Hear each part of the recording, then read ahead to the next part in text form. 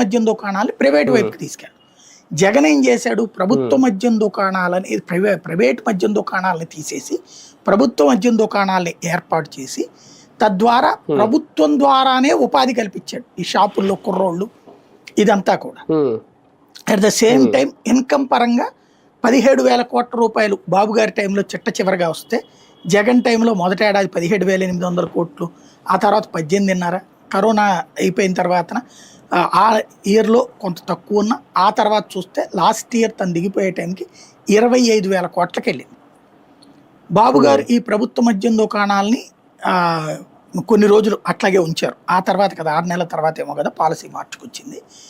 ఆ టైం నుంచి లెక్కేసుకుంటే ప్రైవేట్కి మార్చాక ఒక 3,000 కోట్ల ఆదాయం వచ్చింది అదనంగా. 25,000 కోట్ల నుంచి 28,000 కోట్లకి చేరింది. అయితే ఇప్పుడు ఆ తర్వాత ఈ బెల్ట్ షాపు ఈ వ్యవహారం పుణ్యం అని ఇప్పుడు 38,000 కోట్ల దాకా వెళ్ళిందట ఆదాయం. కాబట్టి కేజ్రీవాల్ తరహా కుంభకోణం అనడానికి లేదు వీళ్ళు. అంటే అక్కడ జాగ్రత్త పడ్డారు, ఆదాయం ఎక్కువ వస్తుంది కదా, ఇక ప్రాబ్లం లేదు. అయితే మెయిన్ సమస్య ఎక్కడొచ్చిందయ్యా అంటే ఈ వీళ్ళకి ఆదాయం ఎక్కడి నుంచి, ఏది షాపు వాడి ఆదాయం ఎక్కడి నుంచి, వాడు నష్టపోతున్నాడు. ఇక్కడ వాడికి 80 లక్షలు కదా దగ్గరగా 50 నుంచి 80 లక్షలు వాళ్ళ దగ్గర నుంచి